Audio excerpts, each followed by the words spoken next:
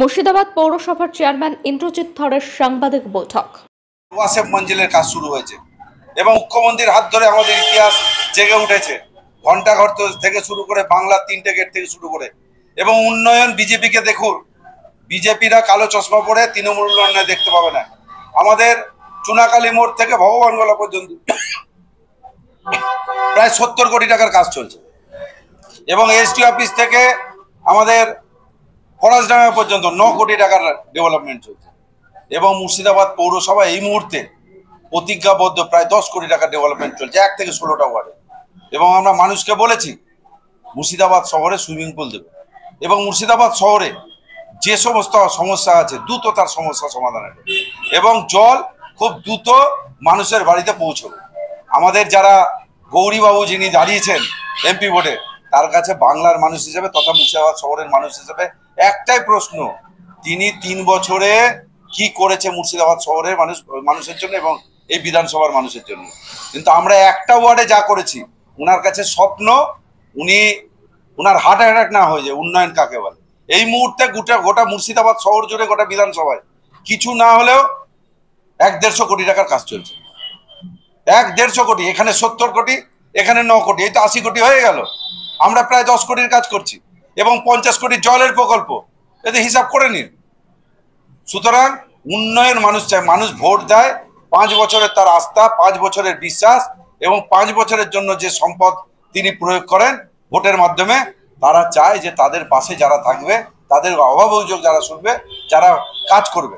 আরে তিনি নিজেকে হিন্দু বলে প্রমাণ করার চেষ্টা করছে, আর তৃণমূল করে বলে আমরা হিন্দু নয় আর বিজেপি করলে হিন্দু। পুজোর প্রাতকালে তিনি কোথায় ছিলেন? কোভিড-19 সময় তিনি কোথায় ছিলেন? আমাদের নেত্রী, আমাদের দল বছর গেলে এই ক্লাবগুলোকে 70,000 টাকা করে এবং মুর্শিদাবাদ পৌরসভা ক্লাবগুলোতে 10,000 টাকা করে এবং যারা সরকারি অনুদান পায়নি 12,000 টাকা করে। তো পুজোর সময় আমরা, ঈদের সময় আমরা, মানুষ বিপদে পড়লে আমরা যাদেরকে খুঁজে পাওয়া যায় না, তারা এখন ধর্মের সুশ্রুতি দিয়ে বলছে হিন্দু আর মুসলিম। তো হিন্দু আর মুসলিম হিসেবে আমি গৌরীবাবুকে এবং বিজেপির বন্ধুদের বলতে চাই যে 2019-এ এখানে ক্যান্ডিডেট কে ছিল? আমাদের বর্তমান যে বিধায়ক রেজিনগরের, এই আমাদের ভরতপুরের যে বিধায়ক আমাদের হুমায়ুন কবিরকে দিয়েছিল। কেন মুসলিম ক্যান্ডিডেট দিয়েছিল? যেহেতু এটা 70% মুসলিম, সেহেতু একটা সুশ্রুতি দিয়ে যদি মুসলিমরা বিজেপিকে ভোট দেয়। দেখুন, আমি দায়িত্ব নিয়ে বলছি, এখানকার মুসলিম অত বোকা না।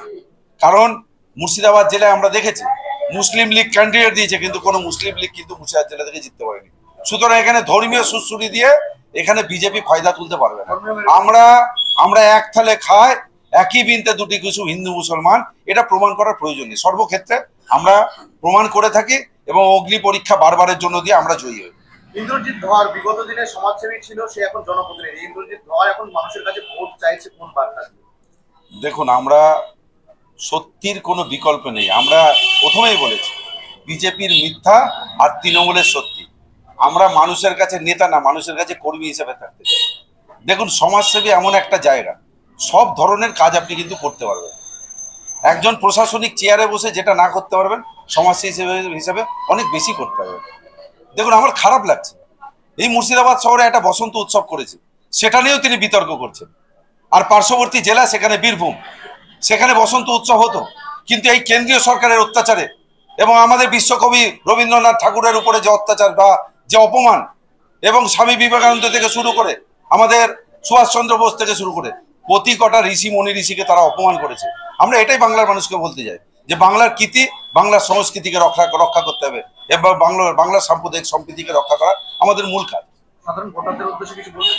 দেখুন, সাধারণ ভোটারদের একটা কথাই বলবো যে আপনার মূল্যবান সম্পদ, আপনার বাড়িতে যে ছোট্ট শিশুটা আছে তার ভবিষ্যতের দিকে তাকিয়ে আপনার তৃণমূলে জোড়া ফুলে ভোট দিন, আবু তাহেরকে ভোট দিন এবং আবু তাহের খান আগামী দিন উন্নয়ন আমরা যেমন পঞ্চায়েত স্তরে করছি, পৌরসভায় করছি, বিধানসভায় করছি এবং আমাদের বক্তব্য, এই বাংলার বক্তব্য তথা আমাদের এই সাম্প্রদায়িক সম্প্রীতির যে পীঠস্থান, আজকে আমাদের লজ্জা লাগছে এই হাজারদুয়ারির যে ম্যানেজার আছে তিনি প্রতিনিয়ত এই আমাদের শহরের মানুষকে লাঞ্ছনা বঞ্চনা স্বীকার করার চেষ্টা করছে।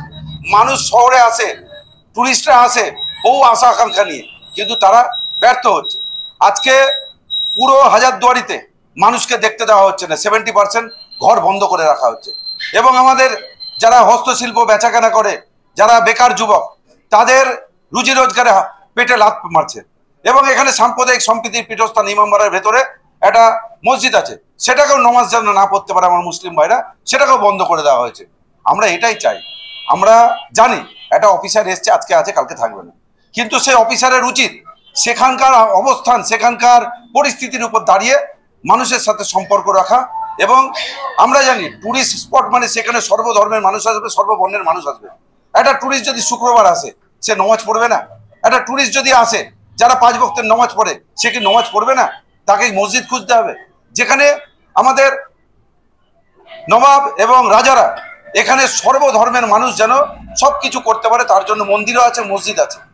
সেখানে কিছু মানুষ এবং এই বর্তমান এই রাজা বা বর্তমানে এই যে আমাদের